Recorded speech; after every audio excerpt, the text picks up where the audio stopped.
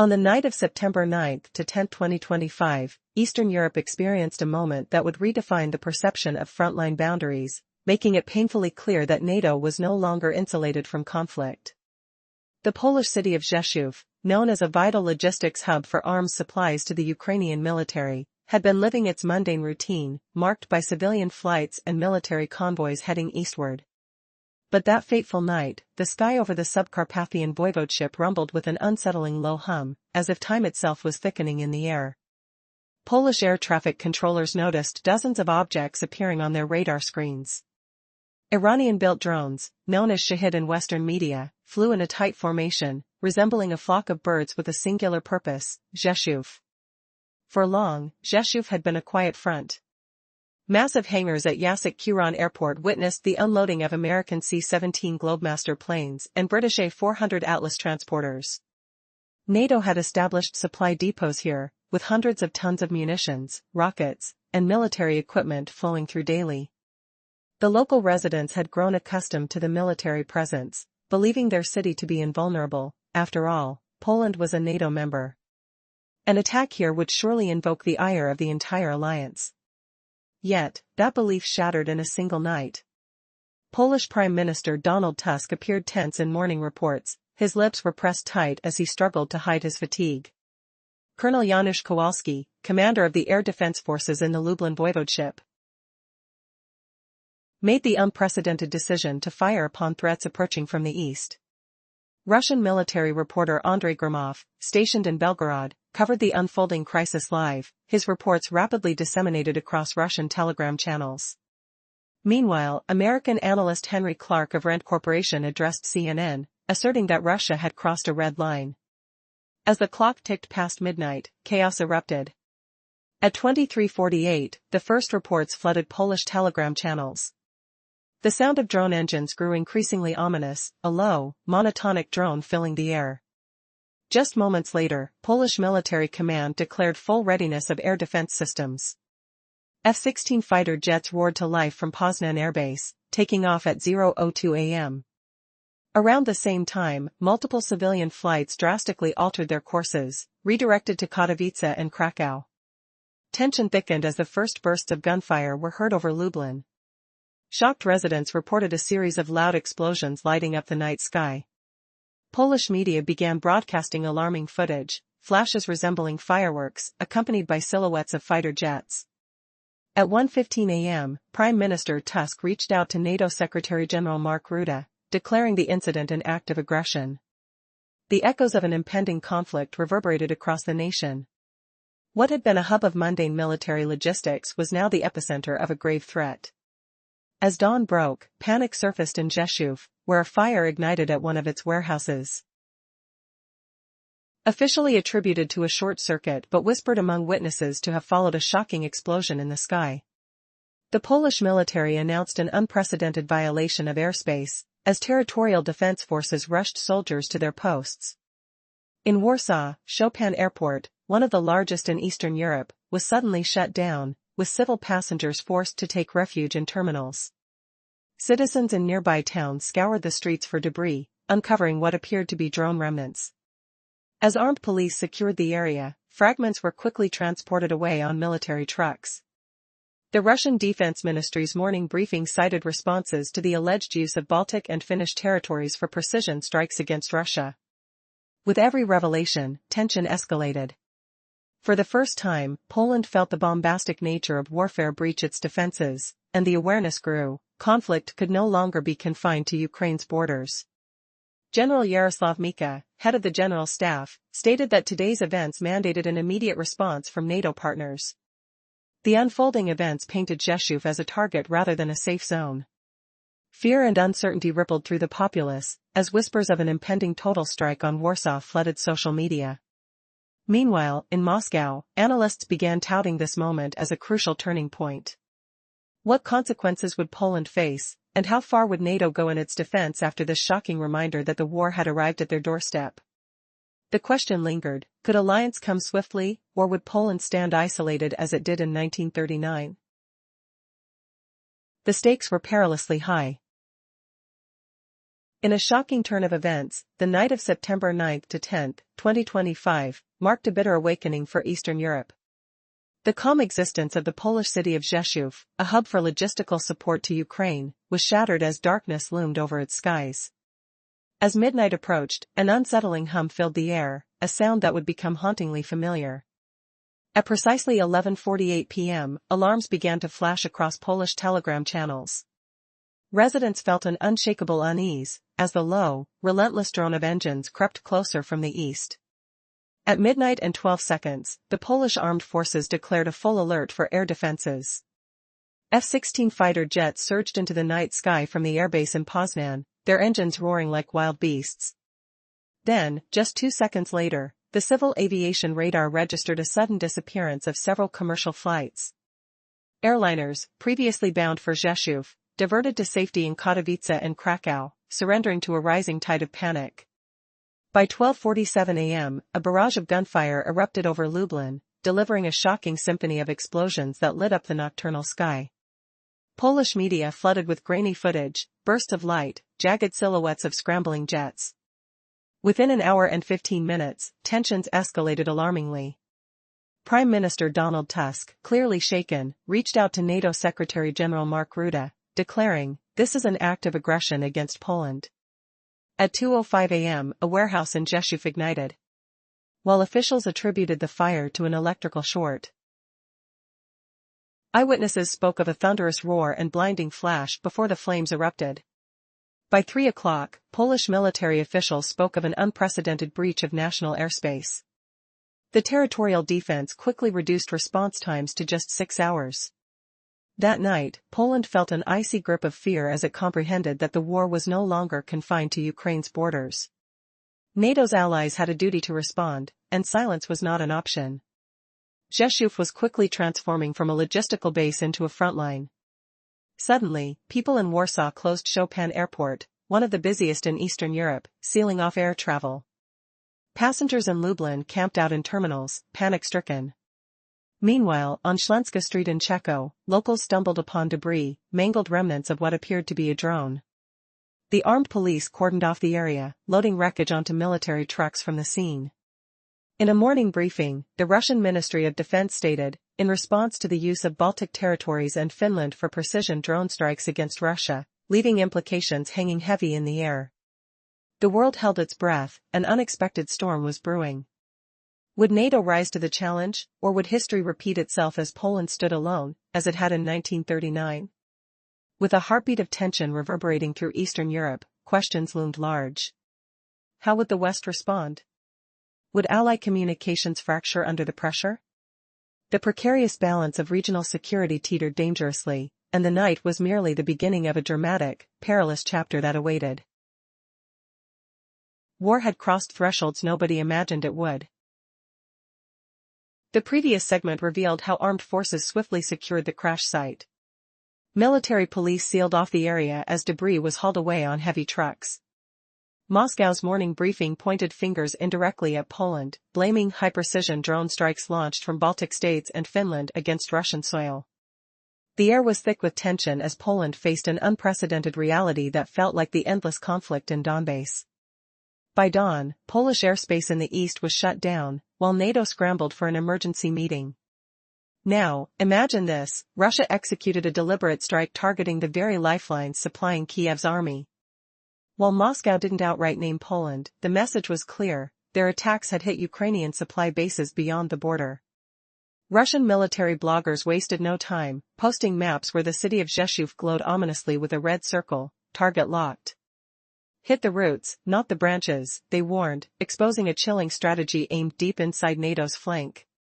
NATO's Secretary-General, Mark Rutte, publicly vowed protection for every ally, but behind closed doors in Brussels, unease reigned. Allies hesitated to get pulled into direct confrontation. Germany voiced concern but carefully avoided certain words. France called for investigations, cautious to maintain diplomacy. Only the United States spoke firmly, condemning Russia's reckless violation of NATO's borders. Even then, measured caution pervaded diplomatic channels.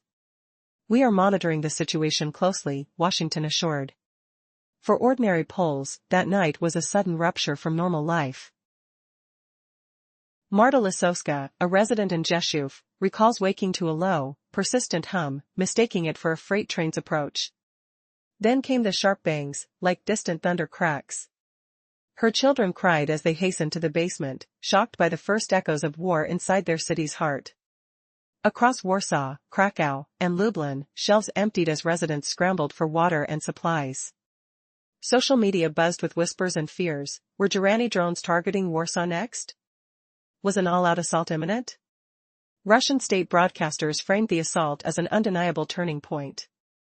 Talk show hosts hammered home the message: Poland was no longer a bystander. Rzeszów was a military hub, a lifeline for the Ukrainian conflict. Any NATO response risked pulling Berlin, Paris, and London under fire. Russia warned us, said the newspaper Nashka. For most, the boldness of Moscow's action was unfathomable, but now, the front lines had moved far beyond Kiev. A crucial question echoed through digital channels and homes alike: are our allies prepared to defend us, or will Poland stand alone again, just like in 1939? Inside Poland's security circles, at least 2 drones reportedly crashed near warehouses storing American ammunition. Yet, official authorities downplayed the fires, concealing the full truth from the public.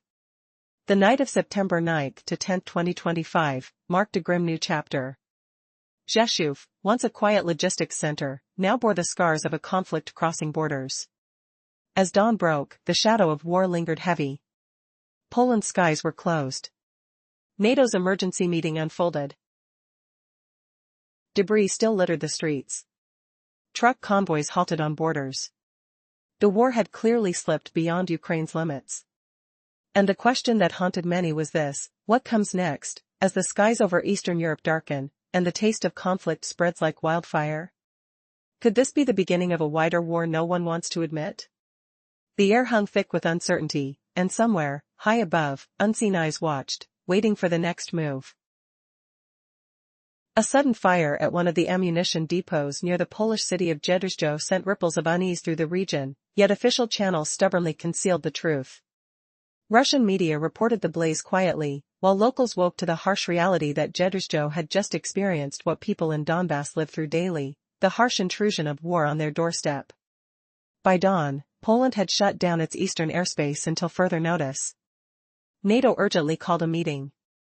In Rzeszów and nearby Lublin, teams combed the ground for scattered drone fragments, evidence of an unprecedented violation of airspace. Military shipments meant to support Ukraine stalled at the border, supply lines sputtered under the strain. The night laid bare a stark truth: the war was no longer confined to Ukraine's borders. If they struck Rzeszów tonight, where will they aim tomorrow? Warsaw, a Polish blogger questioned, the fear palpable in his words. Meanwhile, in Moscow, the narrative was different. Weeks earlier, warnings had been issued. The use of NATO's infrastructure by Ukraine to strike Russian territory would not go unanswered. Yet, emboldened by a sense of immunity, Western powers continued ratcheting pressure. This emerging pattern was alarming. Ukraine's forces, bolstered by long-range artillery systems and rockets from allies, began striking not only the border cities of Belgorod and Kursk but extended attacks deep into St. Petersburg, Murmansk, and Smolensk. The map of Russia's vulnerability expanded as drones and missiles launched from Baltic states and flew through Finnish and Polish airspace, cleverly avoiding Russian air defenses. This is a new tactic, hiding behind NATO's shield, observed Russian military analyst Andrei Gromov on national television. Latvia, Lithuania, and Estonia had become strategic launching grounds for Ukrainian drone strikes. According to Russian military sources, some of these attacks targeted the Pskov region and even St. Petersburg itself.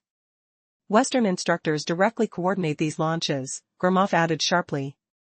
They act brazenly, knowing Russia's response will be measured, avoiding direct conflict. But patience is not limitless. The tension intensified as Finland's full integration into NATO transformed its border with Russia into a fault line of geopolitical strain. In Helsinki, officials openly acknowledged providing infrastructure to support Ukraine. Officially, this was framed as logistical and intelligence assistance, but repeated Russian intelligence reports confirmed drones were routinely dispatched toward Murmansk from Finnish territory. Finland's role in these northern operations was not just symbolic, it became a launch point threatening Russia's northern fleet and upsetting the strategic balance in the Arctic.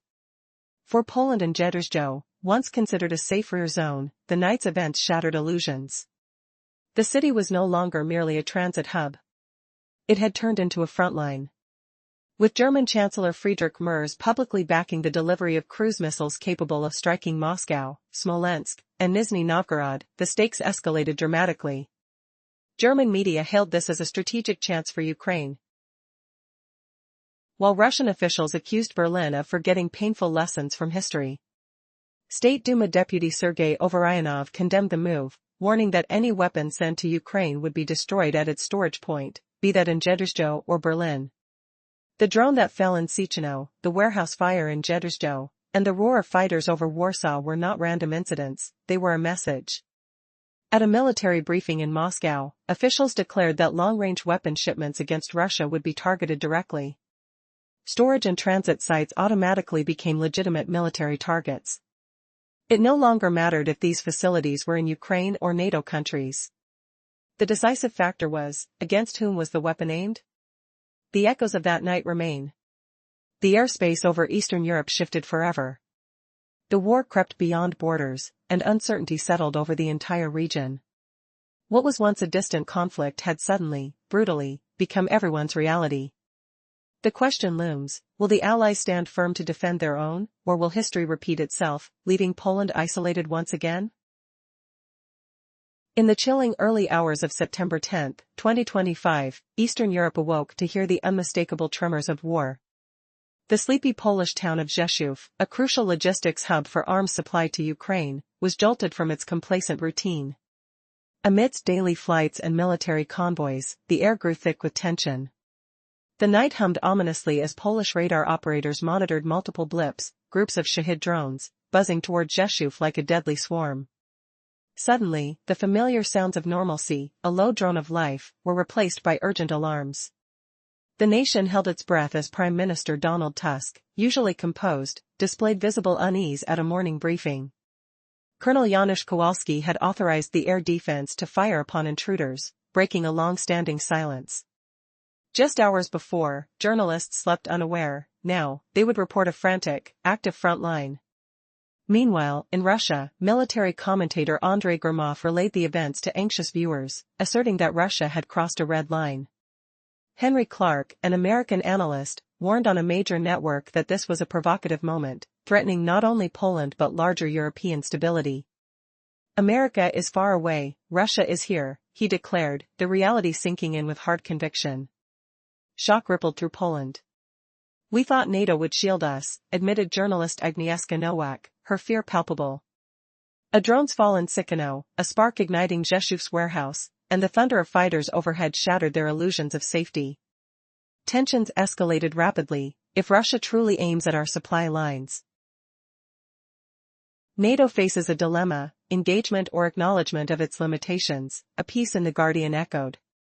Back and forth, Russian broadcasters insisted, we're not the aggressors, we are merely responding. Each strike would provoke retaliatory fire, they warned. Rzeszów was not merely an asset, it had become a front line, and speculation swirled about NATO's commitment. What if the next incursion struck Berlin instead of Rzeszów? The morning sun rising over Rzeszów brought with it clarity and dread.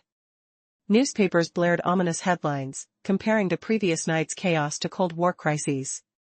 In Warsaw, closed-door meetings buzzed with tension, as leaders pondered their next moves amidst a new, frightening reality. The world felt different that day. The question loomed, would NATO respond decisively, or would Poland stand alone, caught in the crosshairs of escalating conflict, yet again? The shockwaves from the night of September 9 to 10, 2025, had forced Poland and the entire region into a brutal reckoning. Media channels overflowed with headlines declaring a new era, while experts likened those hours to the gravest moments of the Cold War. In Warsaw, politicians hastily gathered behind closed doors, their faces tense with urgency. Amid this turmoil, political opposition demanded a fierce and immediate response from the government. Yet, Prime Minister Donald Tusk chose restraint. Sharp retaliation, he warned, might only fan the flames and hasten a larger conflict. Today, Poland must not only be a victim but a strategist, he declared, signaling Warsaw's intent to play a decisive role within the NATO discussions. Meanwhile, in Brussels, coalition talks grew increasingly fraught. Ambassadors from alliance countries could not agree on their messaging. Some pushed for a tough counterstrike, while others urged quiet diplomacy to prevent a cascading chain reaction. France and Italy focused on avoiding a domino effect, a single spark spiraling into full-scale war.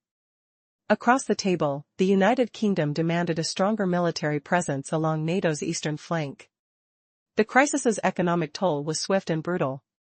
Hours after news broke, gas and oil prices soared. Poland's stock market plunged under the weight of fear, and airlines cancelled flights bound for eastern regions. In Krakow and Lublin, business owners noticed a surge in demand for essential goods. Stores began to fill with long lines, reminiscent of early pandemic panic. Many voices in the media evoked haunting memories of 1939, when Poland faced existential danger alone. But this time, the country was part of NATO and the EU. The pressing question: how solid was this shield? Across the border, Moscow spun a different story. Russian officials stressed that their actions were a measured response to Western provocations. State media emphasized that strikes were not acts of aggression but preventative measures designed to draw clear boundaries of tolerance. Analysts suggested that Russia aimed to expose NATO's limits, pressuring the alliance to halt its expanding military support for Kyiv. American experts debated loudly on global networks, questioning exactly how far Russia would push its advantage, and how the West might respond in kind. Could Warsaw truly navigate this tightrope without plunging the region into a wider war? Would NATO's promise of collective defense hold firm or fracture under pressure? The eyes of Europe were fixed on Poland's next move, as uncertainty thickened the night air, and a new chapter in Eastern Europe's perilous saga was just unfolding. The tension in the air was palpable, stretching across Polish cities like an unseen storm. After the chilling warnings that Russia's strikes were carefully calculated, and not simply acts of aggression but warnings meant to push NATO away from intensifying military aid to Kyiv, debates raged on Western airwaves. Some saw Moscow's moves as a deliberate game of high stakes, an unsettling gamble aimed squarely at Europe's nerves. On the streets of Poland, unease settled deep. Schools and universities in the city of Rzeszów swiftly switched to remote learning. Meanwhile, families began drifting westward, seeking safety away from the once overlooked eastern regions. Social media flooded with stark images, empty grocery shelves and long columns of vehicles disappearing on the roads out of harm's way. Yet Polish officials maintained a calm front, assuring citizens that the situation remained contained, with no need for mass evacuations. Across the border in Berlin, a fiery political storm brewed. The Chancellor's recent endorsement of supplying Ukraine with long-range cruise missiles ignited fierce arguments within the parliament. Opposition voices accused the government of dragging Germany into a perilous spiral, warning that such choices could turn the nation itself into a direct target. Headlines in the Morgen newspaper didn't mince words. They declared that this move risked pulling Germany into an unavoidable conflict. Military analysts watching the unfolding crisis around Rzeszów saw it as more than a mere military flashpoint, it was a psychological milestone. For the first time in decades, Europe confronted a stark new reality: the once clear divide between frontline and safe rear zones was vanishing fast. The rise of long-range weapons systems and drone warfare had shattered old concepts of security.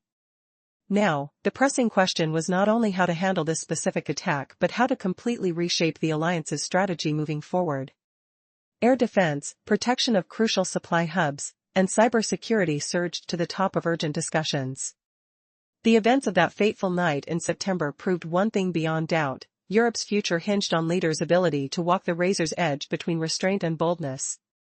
One wrong word, one rushed decision, and this localized crisis could spiral into a disaster of global proportions. And what was once a simple debate over supporting Ukraine had matured into a far more daunting question: are the nations of Europe ready to stand and defend themselves? A night in September 2025 would mark a pivotal moment for Eastern Europe. The small Polish town of Rzeszów, once a crucial logistical hub for military supplies to Ukraine, was living its ordinary life when the atmosphere shifted dramatically. Sleepless skies resonated with drone engines, heavy and ominous. This was the first troubling signal for the Polish defenses, a wake-up call that warned them the front lines were no longer confined to distant borders. As tensions escalated, the Polish air traffic controllers detected numerous radar signatures. They were geraniums, Russian-made drones known commonly as shahids, flying in a tight formation with a singular purpose. Rzeszów, a silent observer in the conflict until that night, became the focal point. The echoes of engines and ground vibrations were like thunder in the air. After all, Poland was a NATO member. Surely, it was shielded from such aggressions. Or so they thought. Donald Tusk, the Polish Prime Minister, appeared visibly strained during the morning broadcasts. His lips pressed tight, revealing the weight of uncertainty that hung heavy over the nation. Colonel Janusz Kowalski, the commander in charge of air defense, was thrust into unfamiliar territory as he ordered fire upon incoming eastern objects for the first time.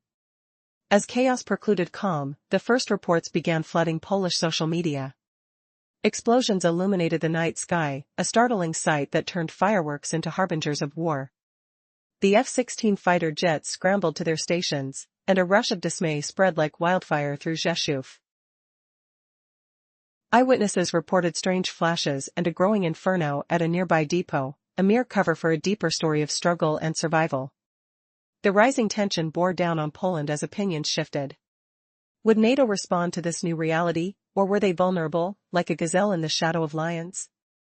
As rumors of impending assault circulated, citizens began stockpiling essentials, and the social media frenzy fed an atmosphere of trepidation. The haunting memories of the past, of abandonment and isolation, clawed at the hearts of the Polish people. Meanwhile, the geopolitical chess game was accelerating. Helsinki announced its support for Ukraine explicitly, claiming to provide a staging ground for tactical operations. Finnish military bases were now implicated, raising alarms of a new phase in the war. Analysts warned that these actions posed a direct threat to the Arctic balance, as if a storm was brewing on the horizon. Moreover, geranium drones were said to be finding pathways through Poland's defenses, maneuvering to launch strikes into deeper Russian territory. Rzeszów transformed from behind-the-lines safety into a frontline battleground, agitating the air with uncertainty. The recent declarations from neighbors further sharpened the focus. German Chancellor Friedrich Merz openly endorsed delivering long-range Taurus KEPD-350 missiles to Ukraine, capable of reaching deep within Russia. News reports from Berlin intensified fears about the shifting power dynamics. Old grievances began to seep into distant minds. Russian officials reacted swiftly, declaring that any arms shipments destined for Ukraine would face annihilation at their source. They branded warehouses across Poland as legitimate targets, setting the stage for a possible escalation. The nation held its breath. Would ally stand resolute against incoming threats, or would the shadows of history haunt Poland once again? In a flurry of responses and consequences, the backdrop of war loomed large. The drone crash in Ciechanow and the warehouse fire in Rzeszów were not mere isolated incidents. They signified that the sacred protection of borders had been irrevocably altered.